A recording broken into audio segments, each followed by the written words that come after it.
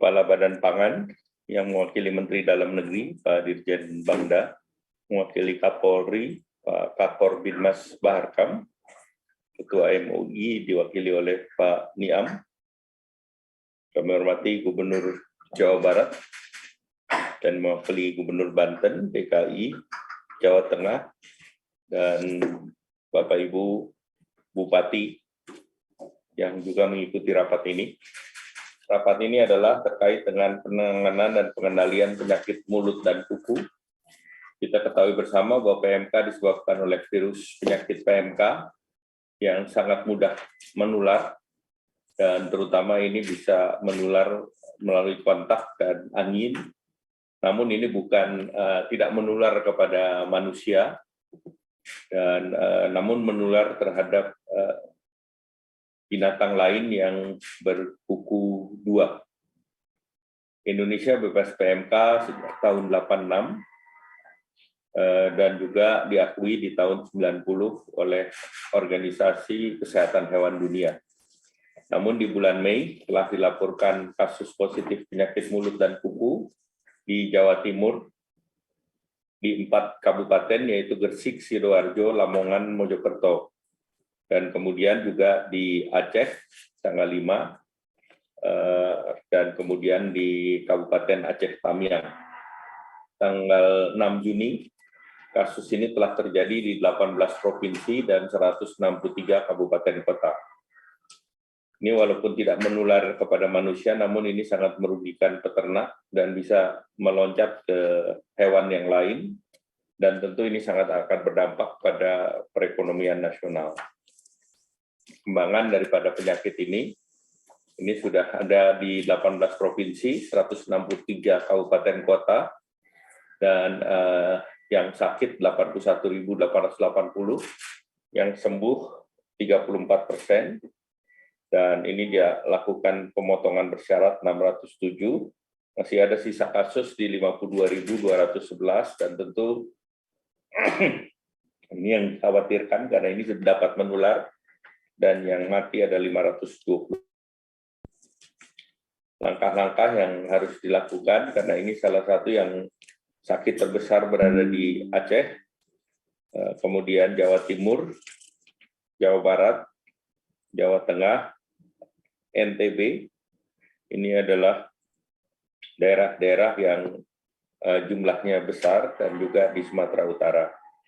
Jadi langkah adalah posko PMK di tingkat provinsi, kabupaten, kota, ini perlu diperkuat. Kemudian lalu lintas ternak, ini juga harus terus dijaga. Kemudian distribusi bantuan obat, kemudian juga penyediaan vaksin, pelatihan, dan juga terkait dengan informasi. Nah, regulasi telah dibuat oleh Kementerian Pertanian, jadi sudah ada 8 regulasi, nanti dijelaskan oleh Pak Mentan. Kemudian yang sudah dilakukan oleh Kementan adalah impor vaksin, kemudian persiapan pembuatan vaksin dan kewajiban vaksinasi, dan selanjutnya terkait dengan kesiapan anggaran, ini yang dimintakan oleh Kementan. Kemudian ini juga bisa dipersiapkan dana penanggulangan darurat yang ada di Pemda-Pemda. Lanjut, ini adalah kesiapan, kebutuhan dan ketersediaan untuk hewan korban, dijelaskan oleh Pak Mentan. Selanjutnya beberapa hal yang akan didorong untuk diputuskan. Satu, pemerintah dan Pemda dapat menggunakan biaya tanggap darurat, kemudian penguatan Satgas di daerah, kemudian nanti rencana aksi yang akan disampaikan oleh Pak Mentan, dan kompensasi relaksasi kredit usaha peternakan. Nah, ini silakan diajukan, dan ini nanti kami akan mengundang Himbara dan Bank BPD daerah, dan tentu terkait dengan dana untuk mensupport ekonomi peternak. Selanjutnya kami persilakan Pak Menteri Pertanian.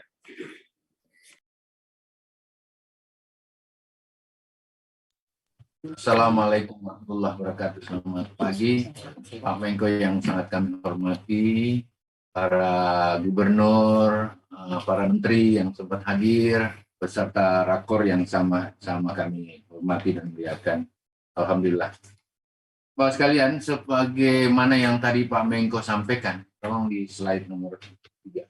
Izin Pak Menko, kami sharing slide. Daerah hijau kita masih sangat banyak, Bapak. Supaya verbal aja saya nyampaikan. Daerah merah itu terutama di Jawa, mulai dari Jawa Timur sampai Banten itu daerah merahnya sangat besar. Bapak sekalian, mana?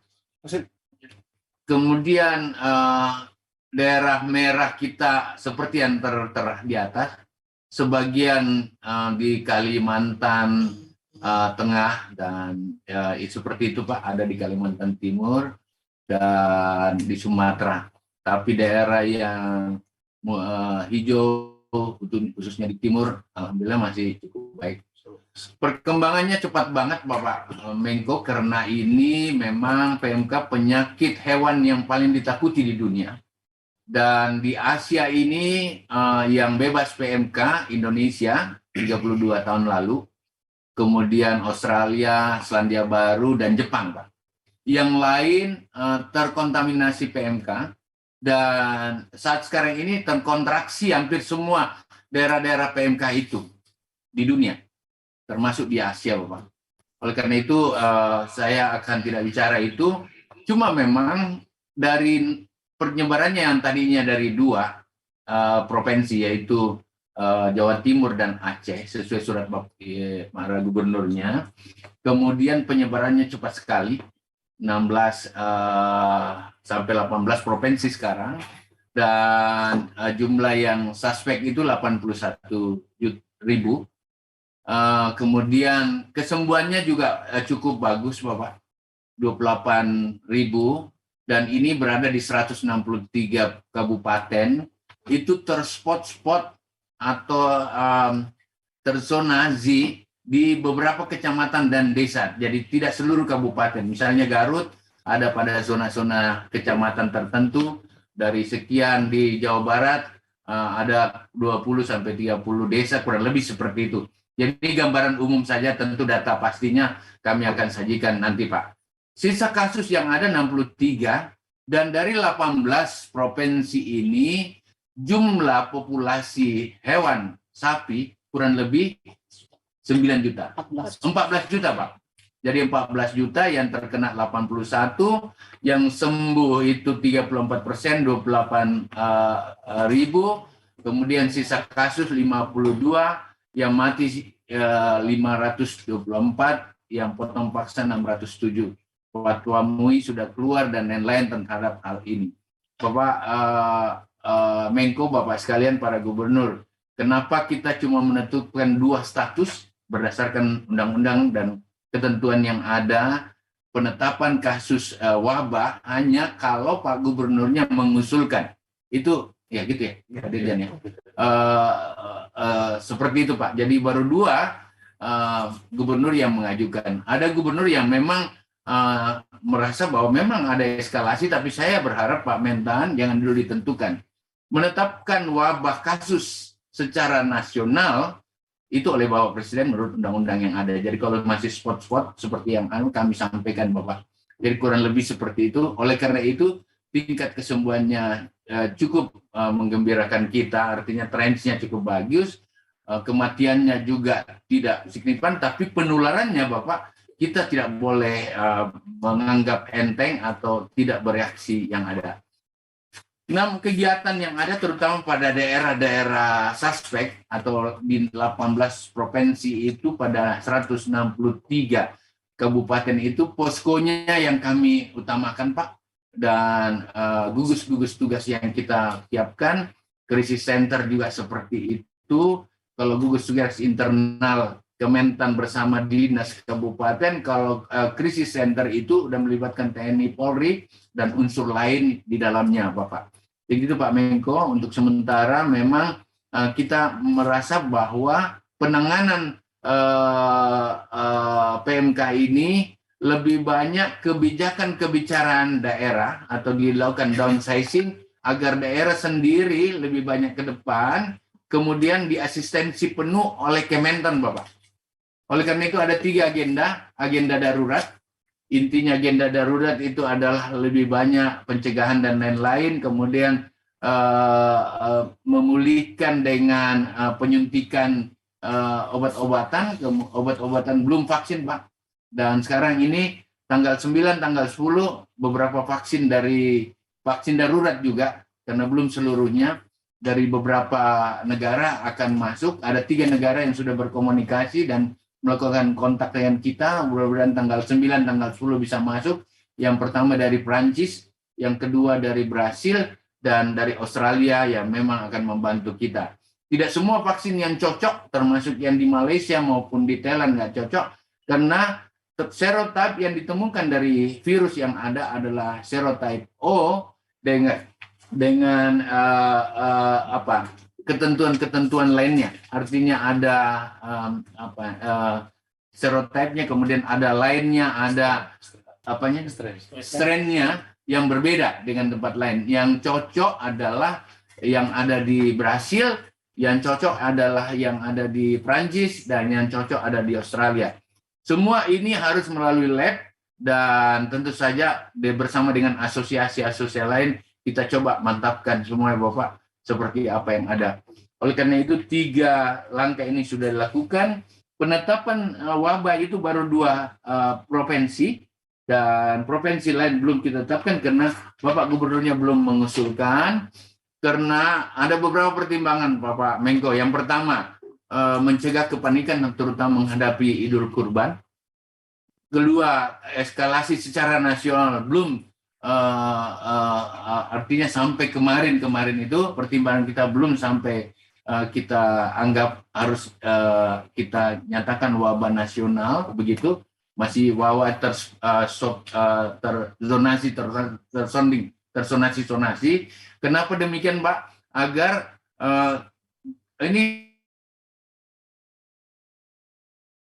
kita dan ternak kita secara umum yang juga ada ekspor kita, misalnya kambing dan lain-lain, kalau kita tetapkan ini seluruh wabah secara nasional, padahal ini masih ada spotting wilayah yang ada. Bapak Menko yang kami hormati, ada 8 atau 7 kebijakan yang sudah turun. Salah satunya, monitoring kabupaten itu dilakukan setiap hari, Bapak. Dan terupdate by digital ke kami. Yang kedua, monitoring atau rapat koordinasi ke provinsi, lintas kabupaten, dilakukan para gubernur 2 hari 1 kali. Dan di tingkat nasional, yang dipimpin langsung oleh kami sebagai menteri, sebagai perintah yang ada, Bapak, tentu saja 3 hari 1 kali update data yang ada untuk melakukan. Intervensi sementara di agenda darurat itu adalah penyuntikan beberapa obat-obat yang sudah kita kirim ke daerah, walaupun jumlahnya memang masih sangat terbatas. Sebenarnya kalau kita lihat dari suspek yang ada setelah gejala klinis yang ada, vitamin sudah bisa vitamin, obat anti analgesik, kemudian antibiotik, 3 hal itu dengan intervensi 2-3 kali hampir semuanya menunjukkan gejala pulih, kecuali yang sudah terlalu akut dan memiliki penyakit bawaan dari binatang itu. Oleh karena itu, dengan belum vaksin, kelihatannya ini terus kita intervensi, walaupun kita tidak yakin bahwa setelah dia sembuh secara klinis, virusnya hilang, Bapak. Oleh karena itu, tetap penyuntikan vaksinnya ada. Oleh karena itu, mohon petunjuk Pak Menko, apakah kita sudah harus menetapkan ini menjadi wabah nasional atau sesuai dengan apa yang kita tempuh, sesuai apa yang kami laporkan ke Pak Menko kemarin, sesuai apa yang telah disampaikan oleh gubernurnya. Misalnya Gubernur Jawa Timur menyampaikan ditetapkan aja, Gubernur Aceh ditetapkan saja, walaupun di Aceh kabupatennya juga sudah menolak dua-duanya, Bapak. Saya kira adil di sini bahwa sebenarnya jangan ditetapkan, karena ini akan berkait dengan masalah peternak hewan yang ada tidak bisa menjual lebih daerahnya. Jadi ini berkait dengan peternak yang ada. Namun semua ini kami kembalikan pada Pak Menko apa yang menjadi kepentingan yang ada. Yang terakhir Bapak, dari perjalanan PMK ini memang ada Bapak, dan proses penyembuhannya memperlihatkan gejala yang cukup positif, tinggal kita perkeras lalu lintas. Lalu lintas laut kami bisa jaga dengan maksimal melalui karantina. Lalu lintas udara sepenuhnya bisa terkendali. Lalu lintas darat bocor-bocor di Jawa Bapak, karena terlalu banyak. Dan yang kami hadapi adalah lebih banyak spekulan, pedagang sapi, dan orang-orang yang memang ya tentu saja mengambil kesempatan dalam proses-proses ini. Yang menakut-nakutkan peternak, sehingga ada harga yang biasanya 30-40 juta karena ternak itu cukup besar, kemudian karena ditakut-takuti dengan PMK harus menjual 10-15 juta saja dan dia lepas. Kurang lebih seperti itu. Menghadapi Idul Kurban, besok kita mempersiapkan ketersediaan kurang lebih 2 juta ekor, dan kebutuhan yang kita perkirakan di analisa yang ada seperti data yang ada ini adalah 1,7 juta. Ada next petanya ada nggak? Ini kami sudah sounding petanya Bapak. Dari mana ngambilnya? Di Jawa itu suplainya dari mana? Di antara Jawa ada suplainya dan lain-lain. Next, di Kalbar seperti apa? Kami sudah petakan ini Bapak 14 hari sebelum Idul Kurban, sampai dengan data konkret dari daerah supply ke daerah konsumsi atau demand akan tergambar dalam proses yang ada di Kementan. Kami akan laporkan nanti Pak, sehingga semua pedagang yang ada di daerah supply, penerima yang ada di daerah itu akan kita buat. Hal lain Pak Menko, yang kita persiapkan daerah-daerah besar seperti DKI sudah ada MOU antara daerah supply dan daerah demand, terutama DKI, yang tentu saja kami izin untuk mengontrolnya. Kami bicara kemarin, panggil kepala dinas yang ada di DKI, Pak Gubernur, kami sudah bicara, Gubernur DKI, agar betul-betul berapa kebutuhan kami siapkan di daerah hijau. Sehingga sampai dengan hari ini, pemetaan kami jalan Bapak, untuk mempersiapkan, dan kita punya 16 juta kurang lebih, 16 juta ekor, 18 juta ekor Bapak, dan di daerah suspek ini kurang lebih tadi kalau yang di kabupaten 8,5 juta. 8,5 juta seluruhnya yang daerah suspek yang ada di 18 provinsi ini. Saya kira itu yang dapat kami siap Bapak, mau ditetapkan juga kita bisa tetapkan, tetapi kami berharap citra secara global akan mempengaruhi kita panjang ke depan. Kalau kita lihat, bahkan saya berpikir kalau hari ini ada petunjuk Pak Menko, saya siap melaksanakan, kita downsizing lagi dan memflatkan PMK ini ke desa dan kecamatan saja Bapak. Bukan lagi berbasis kabupaten. Jadi kecamatan saya akan kontrol dengan AWR digital melalui Kosratani yang ada di BPP, kemudian desa yang terkendali di situ, sehingga serangan kita mengerucut Pak, mengerucut. Kami lagi mempersiapkan konsep itu pada tahap hari Senin besok sudah harus masuk pada implementasi. Jadi poskonya diturunkan ke tingkat kecamatan dan kami kontrol baik digital pada 5.000 lebih titik yang kami miliki. Begitu Pak Menko yang kami laporkan, mohon petunjuk dan kami siap dapat informasi dari para gubernur, kami siap membackup gitu Pak. Terima kasih, sekian. Kami kembalikan Pak Menko. Assalamualaikum. Pak Mentan, ini ada pertanyaan. Ini kan gugus tugas langsung dipimpin oleh Pak Mentan ya? Ya, Krisis Center itu Pak. Ya, kalau yang gugus tugas siapa yang mimpin Pak? Dirjen Peternakan langsung. Dengan tadi. Ya. Jadi itu yang mesti diumumkan ke daerah dan langsung berkoordinasi dengan daerah Pak. Jadi seperti Satgas COVID, kami minta ini Satgasnya juga untuk langsung secara vertikal mengkoordinasikan, terutama di kabupaten kota yang terkena. Kemudian pertanyaan berikut terhadap peternak-peternak di Jawa itu menjelang Idul Kurban. mungkin perlu ada semacam sertifikasi, Pak, sertifikasi dari peternak yang bebas PMK, Pak. Ada Pak, nanti dengan setelah vaksinasi Pak. Kalau tidak ada sertifikasi, tidak boleh keluar daerah, Pak. Ada Pak Menko, ada. Oke. SKKA dari dinas yang bersangkutan. Ya, kemudian ya itu kalau bisa dipermudah sehingga ini bisa jelas dan publik terinformasi. Yang berikut kaitan dengan karena wabah dan PMK ini juga terkait juga dengan hortikultura, Pak. Karena kan radiusnya di sekitar daripada yang terkena PMK, itu hortikulturnya bagi yang ditargetkan ekspor, itu dikhawatirkan menjadi medium, Pak. Jadi ini juga harus diperhatikan. Data itu di. Ya, Pak. Baik.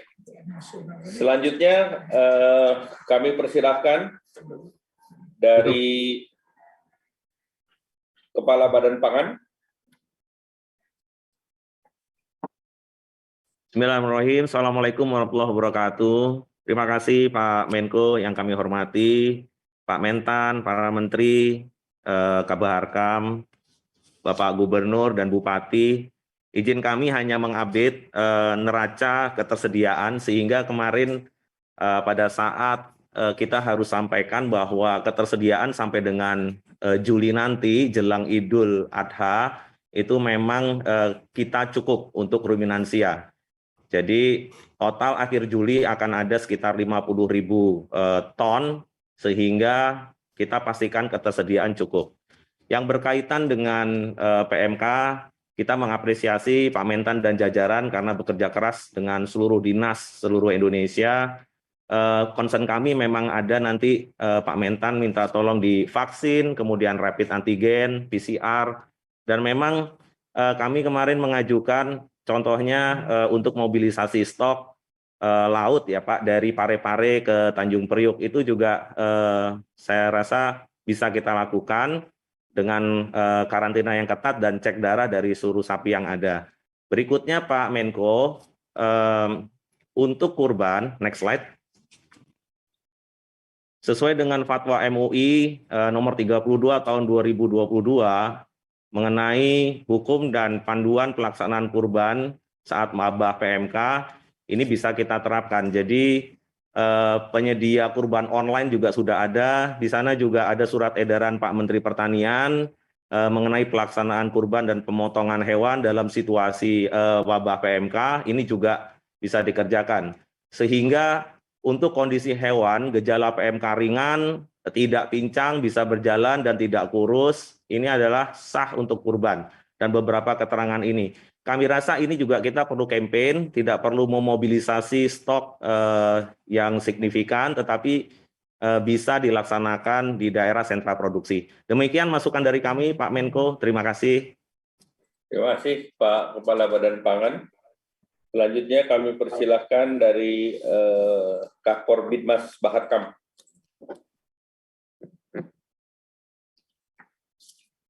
Assalamualaikum warahmatullahi wabarakatuh. Ya Allah, Bapak Menko, Bapak Ibu Menteri dan Bapak Ibu Gubernur. Mohon izin Bapak Menko, kami sampaikan bahwa pada tanggal 11 Mei lalu kami kepolisian sudah berkoordinasi dengan Kementan, dengan Dinas Kesehatan, Direktur Kesehatan Hewan, dan kami juga telah melakukan kegiatan Zoom meeting dengan seluruh Kapolres se-Jawa Timur dan Kepala Dinas Peternakan di Jawa Timur terkait dengan virus PMK ini. Bapak Kapolri telah memberikan arahan melalui Zoom meeting dan juga TR arahan untuk langkah-langkah yang harus dilakukan oleh Babin Kamtipmas bersama dengan Kepala Dinas Peternakan untuk mencegah PMK ini. Beberapa sosialisasi yang kami lakukan baik dari jenis-jenis potensi terjadinya penyebaran, juga bagaimana dengan masyarakat untuk bisa mengisolir hewan yang kena, itu semua ilmu yang pengetahuan yang kami dapat dari teman-teman di Kementan juga dari Dinas Peternakan yang ada. Yang menjadi kendala saat ini justru datang dari para bupati, Kapolres yang tidak terkena PMK, namun stok sapinya itu kurang sehingga berpotensi untuk kenaikan harga. Nah, kami juga melakukan kontrol terhadap harga-harga daging di pasar tradisional, demikian juga dengan pasar hewan yang ditutup oleh Polres dan Bupati pada saat PMK saat ini. Nah, mohon izin Bapak Menko, kami pada prinsipnya sangat siap bekerja sama dengan pihak kementerian terkait untuk menanggulangi PMK ini. Nah, mohon mungkin tadi dalam slide-nya Bapak Kementan ada kerjasama TNI Polri-nya, mungkin dibuat konsep yang seperti pada saat kita melaksanakan COVID, sehingga perannya masing-masing dapat langsung terlaksana. Saya sepakat dengan Bapak Mentan, kalau ini diturunkan menjadi tingkat kecamatan atau tingkat desa, sehingga kontrolnya juga akan lebih mudah. Kami sudah menyiapkan juga pengumpul data, aplikasi pengumpul data yang memang sudah kami miliki, seperti minyak goreng. Ini pengumpul data ini bisa sebagai data pendukung apabila memang dibutuhkan oleh Kementan untuk bisa lebih memberikan kepastian terhadap penyebaran atau penularan penyakit PMK. Demikian Pak Menko, kami laporkan. Terima kasih. Baik, terima kasih. Selanjutnya kami persilakan, ini perlu kita lakukan seperti penanganan COVID, jadi di level mikro. Silakan Pak Dirjen Bangda. Siap Pak Menko. Yang terhormat Bapak Menko Perekonomian, demikian juga yang hormati Pak Menteri Pertanian, Bapak Kapolres, Kabar Hakam, Bapak dan Ibu para Gubernur dan Bupati Wali Kota serta hadirin dan berbahagia. Sepakat dengan arahan Bapak Menko dan juga Bapak Menteri Pertanian bahwasanya penyakit mulut dan kuku pada ternak ini tidak bisa dianggap enteng. Oleh karena itu, Kemendagri telah mengeluarkan atau menerbitkan surat Pak pada tanggal 12 Mei 2022 tentang dukungan dan antisipasi wabah penyakit mulut dan kuku pada ternak.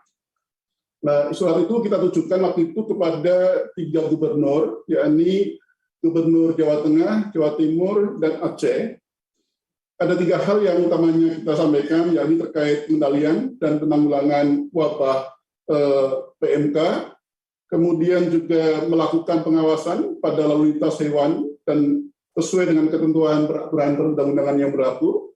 Dan kemudian yang sangat penting juga adalah surat ini juga mengamanatkan kepada waktu itu 3 gubernur untuk bisa menganggarkan APBD dalam rangka pengendalian dan penanggulangan wabah PMK. Ada 2 cara, yakni melalui program kegiatan dan sebagian pada OPD terkait. Tentu saja ini melalui jalan yang sifatnya reguler, sesuai dengan ketentuan yang berlaku dan masuk ke dalam RKPD daerah. Namun yang kedua, ini yang perlu kita lakukan karena perlu penanganan segera adalah dalam hal pendanaan belum tersedia dan atau belum cukup tersedia dalam APBD, maka daerah dapat katakanlah menganggarkan melalui pergeseran anggaran belanja tidak terduga. Ini yang kita harapkan bisa digunakan oleh kepala daerah waktu itu Jateng, Jatim, Aceh terkait masalah ini. Tentu saja adalah melaporkan status pengendalian dan penanggulangan wabah PMK. Nah, bagaimana dengan sekarang ini sudah ada 18 provinsi, nanti kami juga akan coba laporkan kepada Bapak Bupati. Mungkin juga perlu ada surat kepada lagi 18 gubernur dan kurang lebih tadi 163 kabupaten atau kota yang juga perlu ada pedoman atau acuan payung hukum mereka dalam rangka penanganan PMK pada ternak ini. Bapak Menko, Bapak Ibu yang saya hormati, selanjutnya tentu saja kita juga perlu antisipasi terkait menjelang Hari Raya Idul Kurban. Kita sepakat bahwasannya ini perlu ada sosialisasi yang bagus dari pemerintah daerah, Bapak Gubernur, Bupati, Wali Kota, terkait surat edaran Menteri Pertanian, demikian juga Fatwa MUI, dan kami dari Kemendagri sesuai dengan arahan Bapak Menteri juga akan melakukan upaya agar masalah edukasi itu bisa dilakukan. Untuk Pemda yang sangat penting adalah bagaimana melakukan koordinasi dengan tenaga medis, veteriner, Polres, dan juga masyarakat sebagai upaya pengendalian. Ini sangat penting. Kemudian juga bagaimana para gubernur, bupati, wali kota melakukan pengawasan dan pemantauan. Demikian juga terkait masalah Bapak Yusuf terjadi adalah melakukan pengobatan, dan yang sangat penting adalah masalah edukasi agar seperti yang tadi disampaikan oleh Bapak Menteri Pertanian tidak terjadi kepanikan dan sebagainya. Karena sekarang banyak sekali mispersepsi terkait masalah PMK ini yang perlu harus kita luruskan segera. Dan kami sesuai dengan arahan Bapak Menteri akan melakukan upaya-upaya dan juga mendorong pemerintah daerah untuk bisa mengantisipasi dengan sebaik-baiknya. Demikian Bapak Menko yang terhormat, terima kasih. Wassalamualaikum warahmatullahi wabarakatuh. Terima kasih Pak Dirjen Bangda. Nanti Pak Mentan kita akan monitor seluruh provinsi, 18 provinsi dan tadi 163 kabupaten kota. Dan ini diminta supaya datanya kita update terus. Dan nanti kita akan buat Inmendagri lagi Pak Dirjen Bangda. Sehingga kita akan siapkan semuanya. Jadi kita minta bottom up Inmendagri. Dengan demikian kita bisa kejar terus karena dilihat tadi data yang disampaikan Pak Dirjen angkanya naik terus, bukan belum, dan tentu vaksinasi menjadi hal yang penting. Selanjutnya kami persilakan yang mewakili Majelis Ulama Pak Niam. Terima kasih. Bismillahirrahmanirrahim. Assalamualaikum warahmatullahi wabarakatuh. Bismillahirrahmanirrahim. Salatu wassalamu ala Rasulillah. Ba'du. Yang kami hormati Bapak Menko PMK dan juga peserta rapat yang saya hormati. Majelis Ulama Indonesia memiliki concern terkait dengan masalah PMK setelah memperoleh surat dan juga penjelasan dari Kementerian Pertanian Republik Indonesia yang pada intinya meminta fatwa terkait dengan pelaksanaan ibadah kurban pada saat wabah penyakit mulut dan kuku ini. Dan sebagai wujud respon keagamaan, MUI bersegera untuk melakukan pembahasan dan juga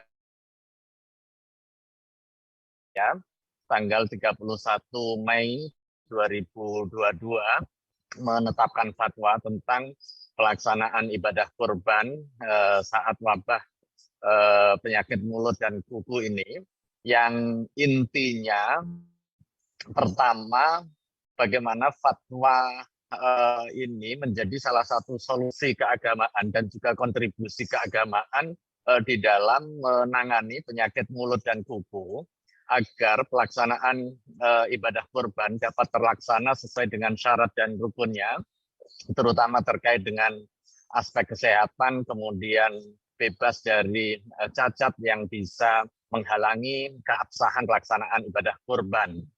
Nah, di sisi yang lain, bagaimana ibadah kurban juga berdampak positif bagi kesehatan, kesejahteraan, sosial, dan juga ekonomi masyarakat, serta mencegah perluasan penyebaran PMK.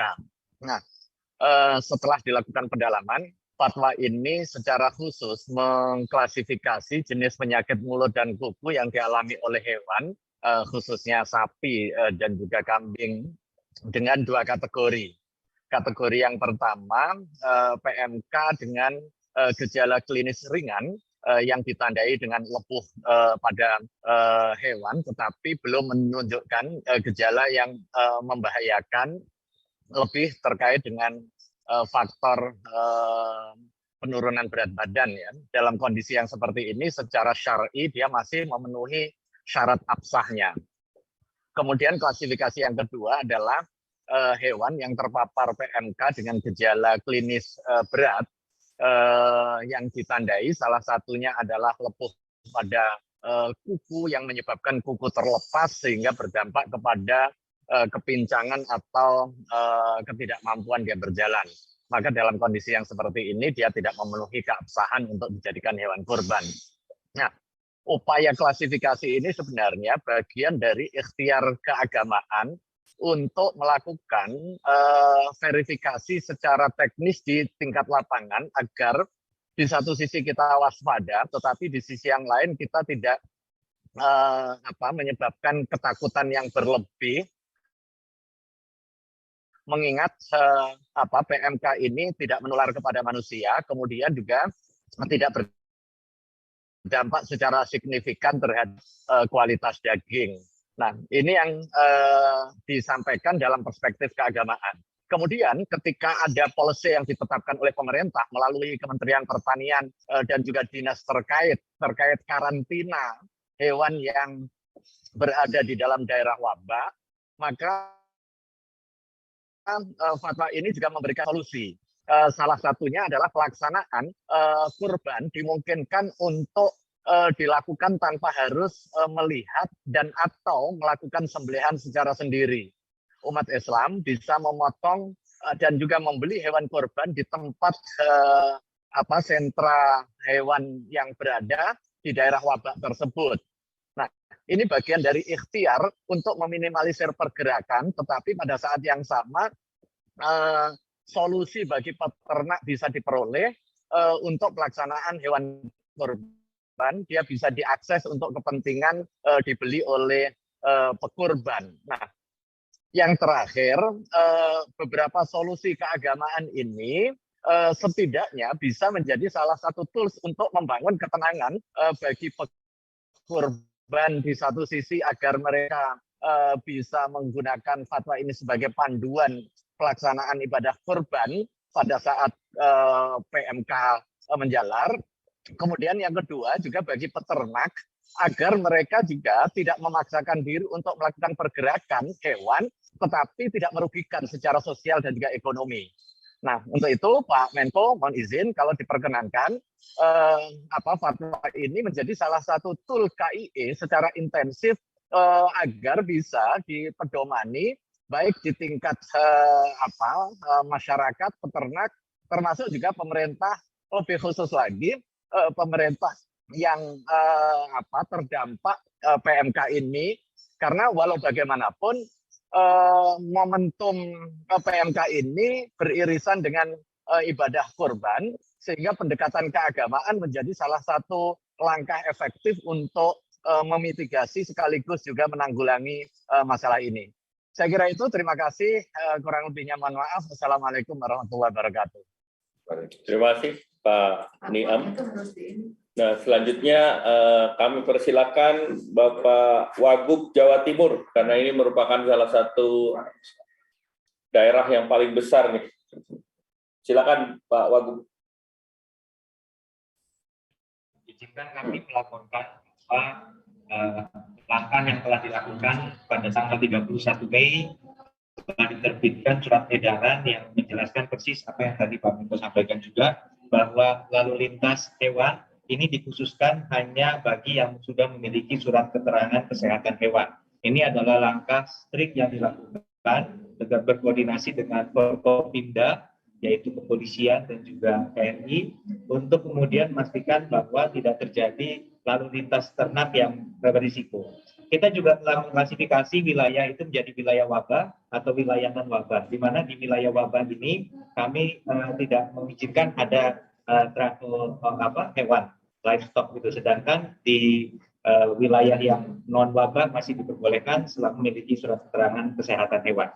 Jadi ini masih dibatasi di sana Bapak Menko. Kemudian juga kami memastikan bahwa di dalam gugus tugas ini ada 4 fungsi, diantaranya adalah promotif preventif, tracing, juga penanganan pengobatan. Dan untuk saat ini, untuk kita mengantisipasi bahwa apabila vaksin datang, dari Kepala Dinas Peternakan menyampaikan prioritinya Pak Menko adalah sapi perah. Karena yang cukup terdampak dan susceptible ini, sapi perah langsung merasakan penurunan produksi harian susu. Dan ini sangat terasa. Kalau populasi sapi potong kita itu hampir 5 juta, sedangkan kalau populasi sapi perahnya sekitar 300.000 Pak Menko. Jadi mungkin lebih manageable untuk langsung mengutamakan terlebih dulu vaksinasi terhadap sapi perah.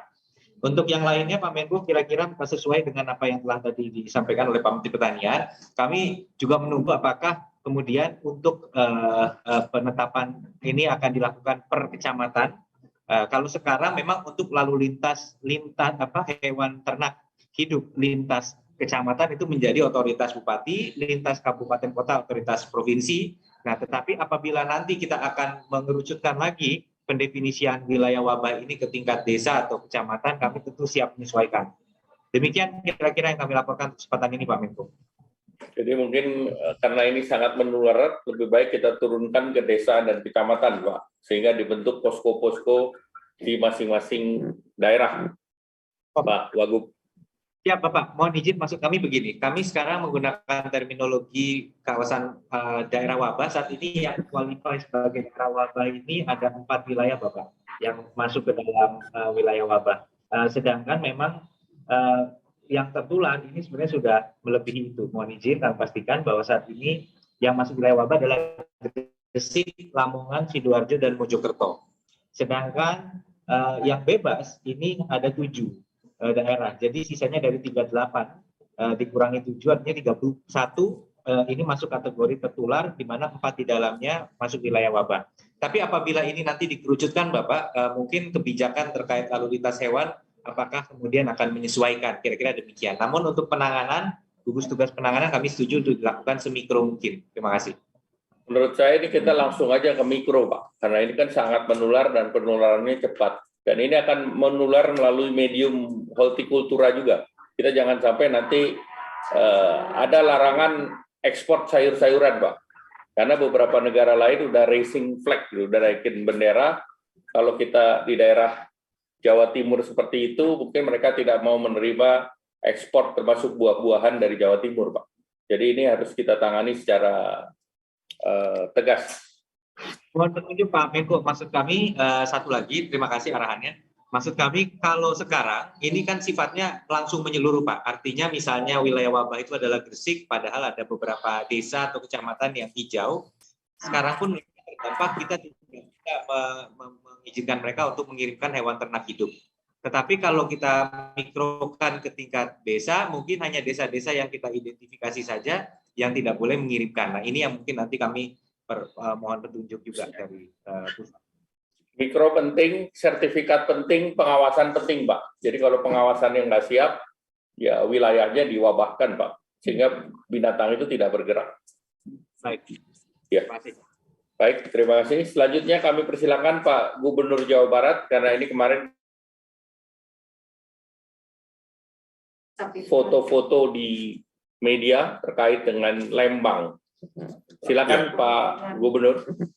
Terima kasih Pak Menko, izin melaporkan mayoritas di Jawa Barat itu sebenarnya wilayah sebagai konsumen, Pak, khususnya untuk sapi potong.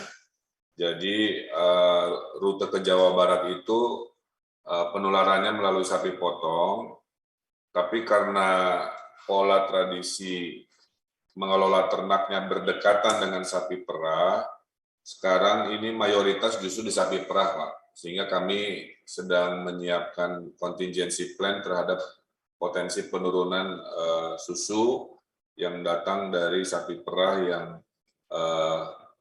terkena, Pak.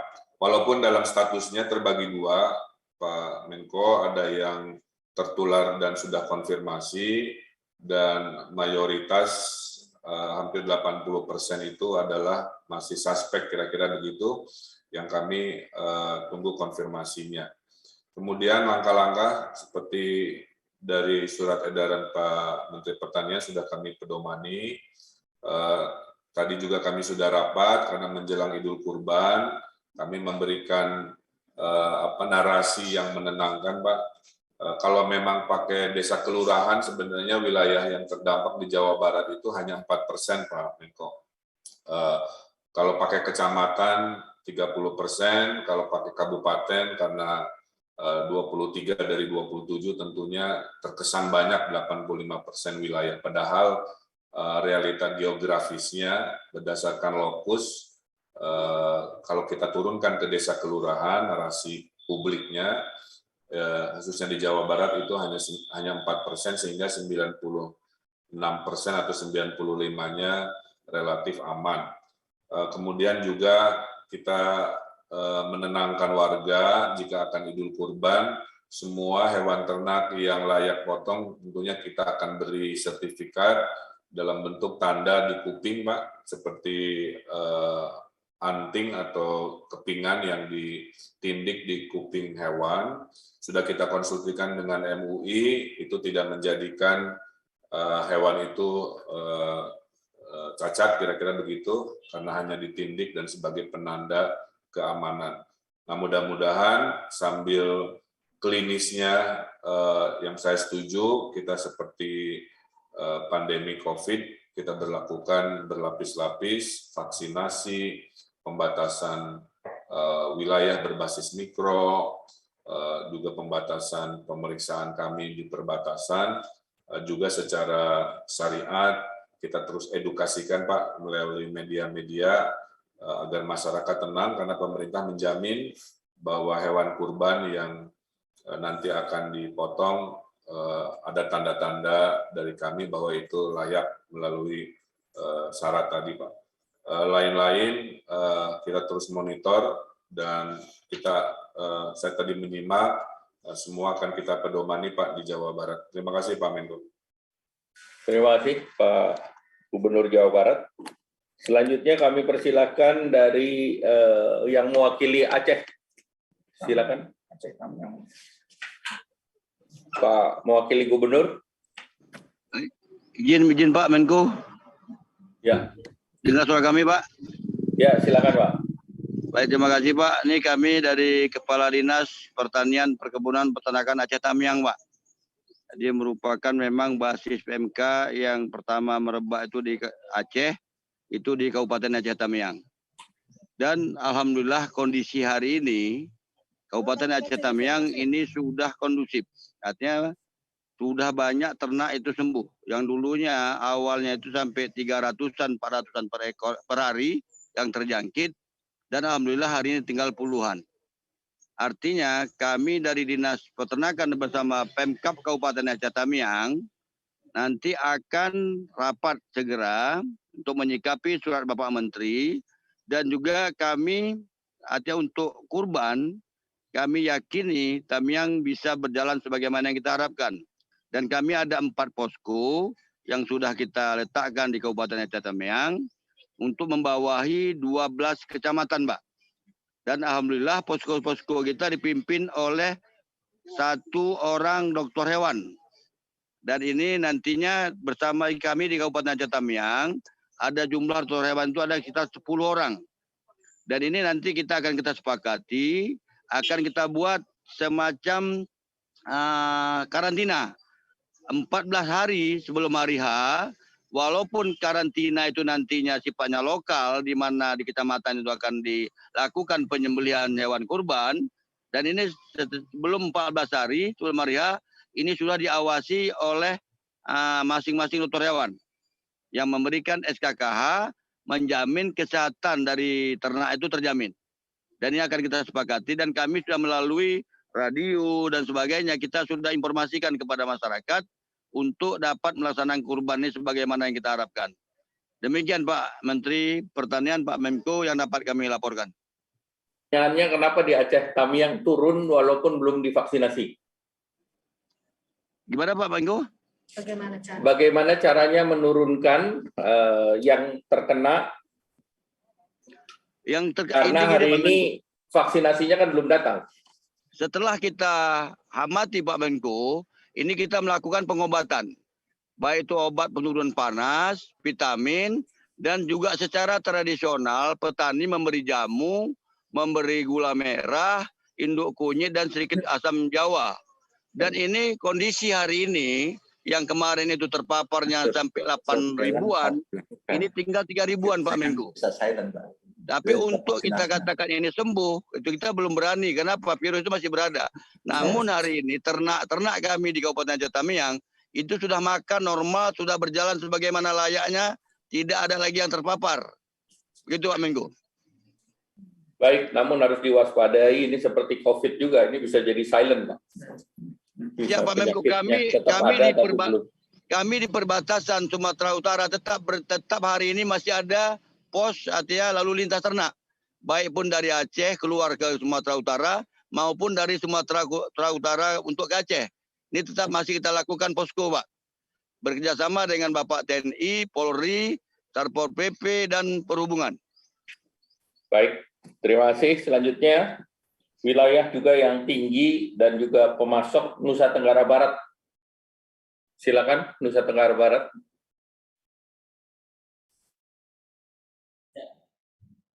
Terima kasih. Assalamualaikum warahmatullahi wabarakatuh.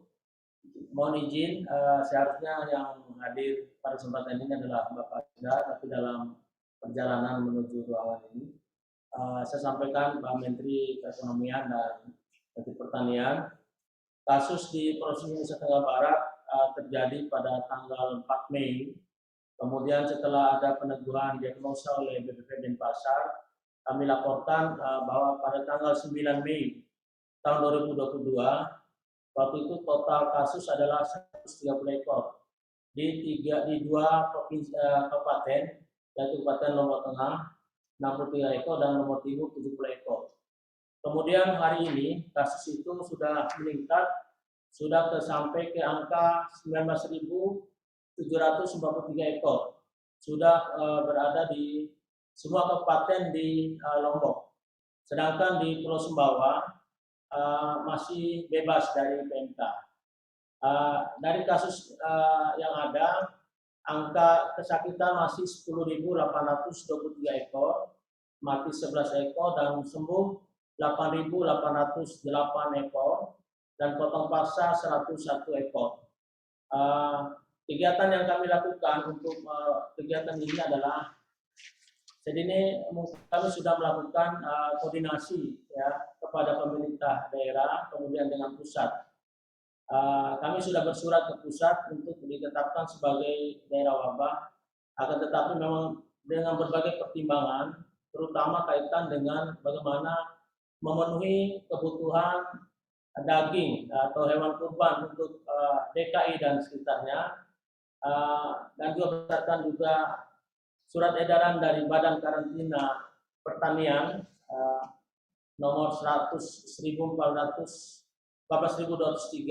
tentang peningkatan kewaspadaan terhadap kejadian PMK, maka kami juga memberikan keleluasan ya untuk melewati Pulau Lombok menuju Jakarta, melewati juga Jawa Timur. Alhamdulillah 10.000 lebih ternak dari Provinsi Nusa Barat yang berasal dari Pulau Sumbawa sudah terangkut atau melintasi Jawa Timur menuju Jakarta. Ini salah satu juga pemasok untuk ketersediaan hewan kurban untuk DKI dan sekitarnya. Kami lakukan sekarang adalah langkah-langkah yang pertama adalah melakukan langkah pemetaan, di mana kalau kita melihat di Pulau Lombok sendiri sudah zona merah karena itu adalah per kecamatannya, tetapi kami ingin bahwa ke depan adalah pemetaan berdasarkan dusun atau desa. Yang kedua adalah pembatasan lalu lintas. Kami ingin menjaga Pulau Sumbawa yang bebas ini tetap bebas ya, dengan melakukan beberapa kegiatan pembatasan lalu lintas, kemudian biosecurity. Di pelabuhan pemasukan di Pulau Sumbawa, kami melakukan biosecurity terhadap bukan hanya ternaknya tetapi kendaraan yang akan berangkat menuju Pulau Sumbawa. Kemudian yang kedua, yang berikutnya adalah pengobatan. Pengobatan yang kami lakukan selama ini adalah dengan obat-obatan kimia. Kami rasakan masih kurang ya, sehingga memang langkah-langkah kami dari Provinsi Nusa Tenggara Barat juga akan mengadakan anggaran khusus untuk PMK dari anggaran APBD Provinsi Nusa Tenggara Barat. Yang kedua adalah kami juga melakukan langkah-langkah pengobatan dengan menggunakan herbal, sebagaimana juga yang dilakukan di Provinsi Aceh tadi. Beberapa peternak kami dan banyak peternak kami juga menggunakan obat-obatan herbal untuk mengatasi kasus di lapangan. Demikian yang bisa saya sampaikan. Atas perhatian ucapkan terima kasih. Assalamualaikum warahmatullahi wabarakatuh. Ini artinya Pak, hewan dari Lombok untuk tidak bergerak kemana-mana Pak? Ya, dari Lombok tidak bergerak kemana-mana, sedangkan dari Pulau Sumbawanya bisa bergerak karena Pulau Sumbawa adalah daerah bebas. Ya, tetapi juga tetap harus dijaga sertifikatnya. Silakan, Lombok Barat.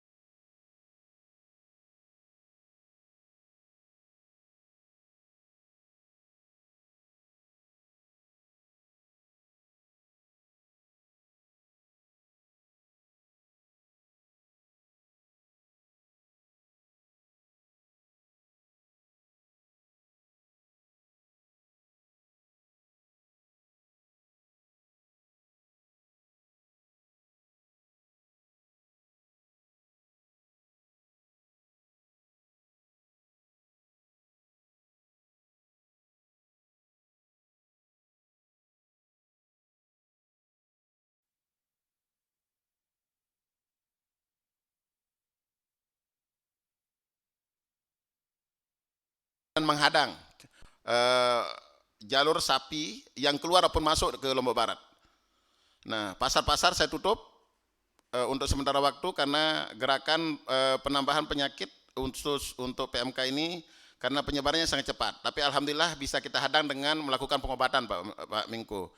Untuk itu sekali lagi kami mohon untuk ini masalah obat, karena obatnya juga langka, Pak Menko.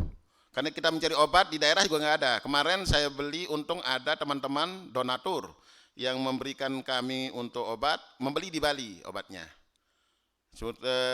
Sehingga kami bisa mengatasi beberapa yang terkena dampak PMK ini bisa untuk selesai dan akan sembuh. Insya Allah hari ini bisa di atas 2.000 yang sembuh. Terima kasih Pak Menko. Sekali lagi mohon Menteri Dalam Negeri melalui Pak Menko untuk menyurati atau membuatkan instruksi kepada gubernur untuk menggunakan dana BTT yang ada di provinsi untuk diturunkan ke daerah. Terima kasih. Wassalamualaikum warahmatullahi wabarakatuh. Ya, terima kasih. Kami kembalikan pada Bapak Menteri Pertanian. Yang pertama tadi terkait dengan Satgas dan juga nanti posko-posko segera dibentuk dari Dirjen PKH. Kemudian yang berikut kami dapat informasi dari pihak swasta yang bergerak di bidang peternakan.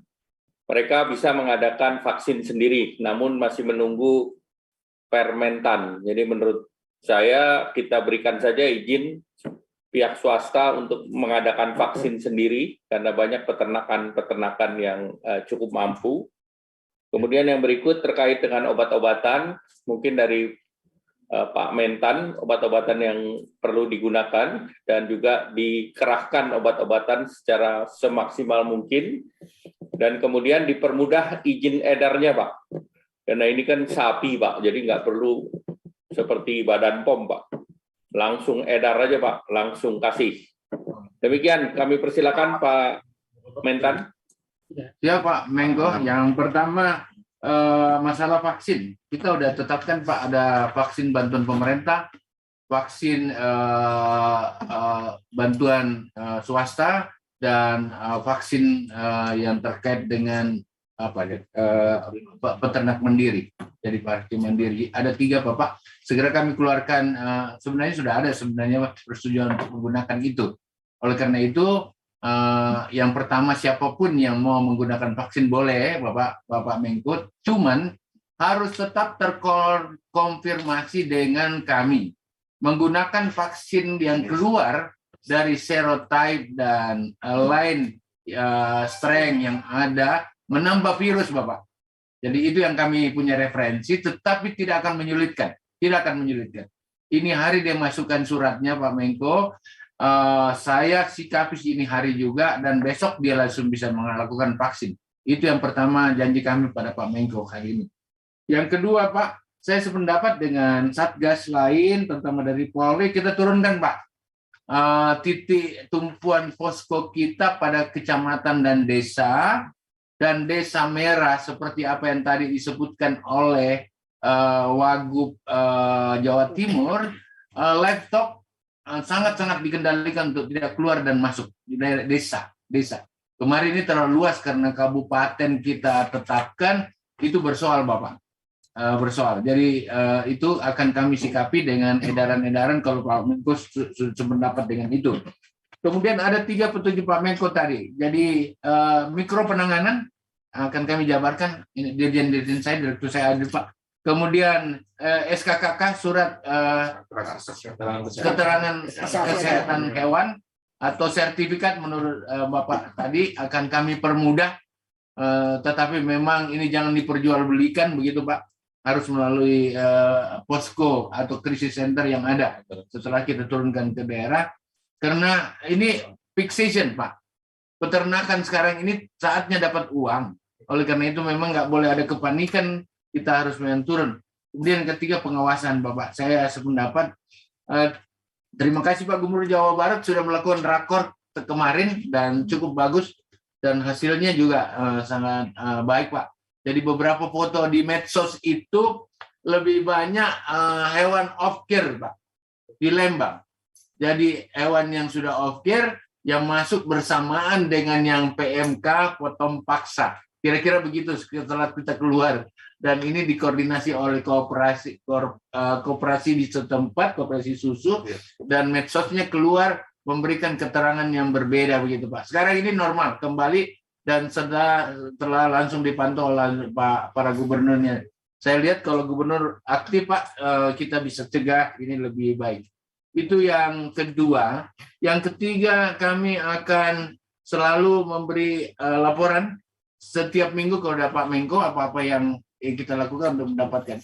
Yang terakhir Pak, masalah obat. Kami sudah distribusi seluruh obat. Tampilkan sharing slide-nya, izin satu. Ini yang sudah distribusi ke semua daerah yang terkena, termasuk Lombok tadi Pak. Hanya memang kita masih, ini saya yakin sudah dipakai, sudah habis, segera dilapor aja Bapak. Ini hari saya akan intervensi. Ya Pak Dirjen ya, ini hari kami kirim lagi Bapak. Jadi daerah yang membutuhkan, karena jangan sampai daerah numpuk juga, belum dipakai, belum karena kita juga ini kan penanganan darurat aja sebenarnya, bukan vaksin. Jadi kita jangan sembarangan juga, karena saya lihat beberapa tempat kalau mereka cepat-cepat mengatakan ini suspek, kemudian harganya jatuh Bapak. Jadi seperti itu. Saya berharap kita tahan sampai dengan Idul Kurban nanti selesai Bapak. Itu yang menurut pikiran kami, namun ini semua tergantung Bapak Pak Menko apa yang menjadi keputusan yang ada. Jadi NTT Aceh itu sudah sepenuhnya. Yang terakhir, memang Pak Menko komunikasi kami dengan Mendagri sangat kuat, dan Pak Mendagri sudah mengatakan yang mana saja daerah yang dibutuhkan seperti itu, tinggal Pak Dirjen mungkin mohon bantuan. 18 provinsi ini ditetapkan aja Pak, karena PT itu dibutuhkan di 163 kabupaten. Kita tidak buka juga jalurnya terlalu luas Pak. Mohon maaf karena kita takut dengan PTT ini akan akhirnya suspeknya jadi banyak Bapak. Sementara kita ya minta maaf ini. Mungkin saya salah Pak Menko, tapi kalau terlalu dibuka ini suspeknya langsung bertambah Bapak. Jadi seperti itu, padahal masih dia dalam kategori ada yang meninggal juga karena diare Bapak. Manusia ada yang karena memang ada penyakit bawaan dan lain-lain sebagainya. Jadi PMK itu kelihatan dari kukunya aja, dan kemudian melernya melebihi meler biasa, kira-kira begitulah. Sehingga memang ini masih butuhkan. Banyak sekali daerah yang ingin sekali mau bahwa ada pergantian, kami belum sebutkan pergantian Bapak. Tetapi bantuan untuk mengembangkan peternakan pada agenda ketiga recovery akan dilakukan. Jadi tidak ada penggantian dulu untuk sementara, karena saya takut dari semua tercap PMK. Yang berbahaya adalah Pak Gubernur, Bapak sekalian, kalau Indonesia dicap seluruh zonanya, seluruh Indonesia, padahal kita zonasi, tidak semua Pak. Oleh karena itu, ini seperti tadi Pak Menko akan berpengaruh pada horti dan lain-lain. Oleh karena itu, diturunkan levelnya ke mikro seperti petunjuk Bapak. Saya akan laksanakan ini dan mohon bantuan semua pihak untuk kita sama-sama Bapak, dan obat-obatan. Kemudian ada perencanaan vaksin kita akan datang Pak, 3 juta dosis untuk sementara, walaupun seluruh kebutuhan ada, dan itu antara lain kami udah bicara kemarin dengan Duta Besar Vietnam, baik di Indonesia maupun di Duta Vietnam di sini, untuk memperlancar ini. Estimasinya 12 Juni itu mudah-mudahan sudah bisa tiba kemari, dan beberapa tempat lain seperti yang kami sudah laporkan. Vaksin kami berharap sudah bisa disuntikan serentak pada sebelum hari H, untuk mungkin tidak seluruhnya Pak, tetapi memberi kepercayaan bahwa sebenarnya PMK ada, kesehatan ada, tapi fakta MUI sangat menentukan. Ada tadi sudah disampaikan, saya tidak ulang. Oleh karena itu kita PD mempersiapkan apa yang ada. Saya menyesuaikan Pak Menko apa yang menjadi perintah, saya siap laksanakan, dan mohon bantuan para gubernur terutama di Jawa ini yang kelihatannya masih sangat tinggi PMK yang ada dalam lalu lintas darat yang ada. Terima kasih, mohon petunjuk Pak Ikan. Terima kasih Pak Mentan. Yang pertama tadi disampaikan alat tes Pak, mungkin perlu diadakan alat tes sehingga kita bisa betul-betul mengetes tidak berbasis kepada penglihatan mata, itu yang pertama. Yang kedua, vaksinnya diperbanyak saja Pak, karena populasi hewan kita kan banyak Pak. Jangan sampai dia menular ke hewan lain seperti kambing atau yang lain, sehingga nanti lebih tidak terkontrol lagi Pak. Dan untuk itu mungkin nanti tim teknis Pak dengan Dirjen PKH dan juga Dirjen Bangda, kita buatkan Inmendagri-nya untuk 18 provinsi dan 163 kabupaten kota Pak. Dan dari 18 provinsi dan 163 kabupaten kota ini diturunkan ke level mikro Pak. Sehingga kita akan monitor setiap minggu.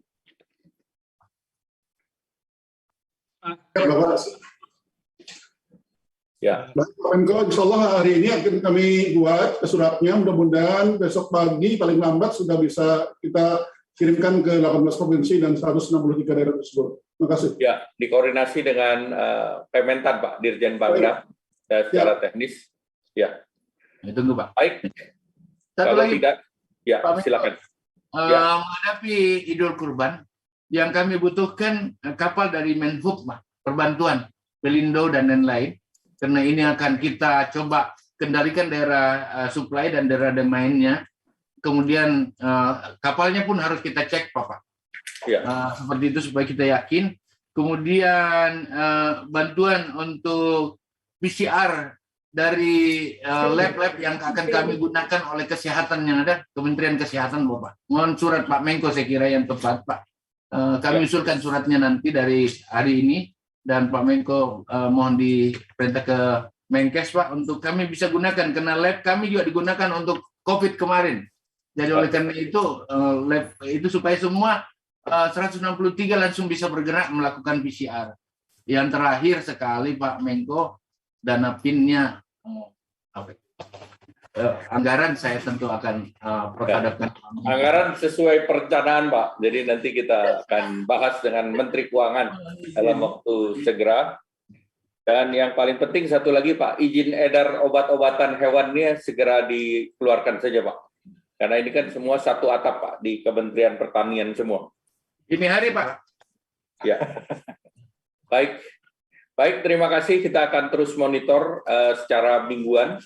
Nanti secara teknis kita akan juga ikuti, dan ini permintaan Bapak Presiden kita mikrokan, kita tangani seperti saat menangani COVID, karena ini sangat mempengaruhi perekonomian rakyat, dan juga Pak Mentan diidentifikasi masyarakat yang terkena dan tidak bisa melunasi hutangnya Pak.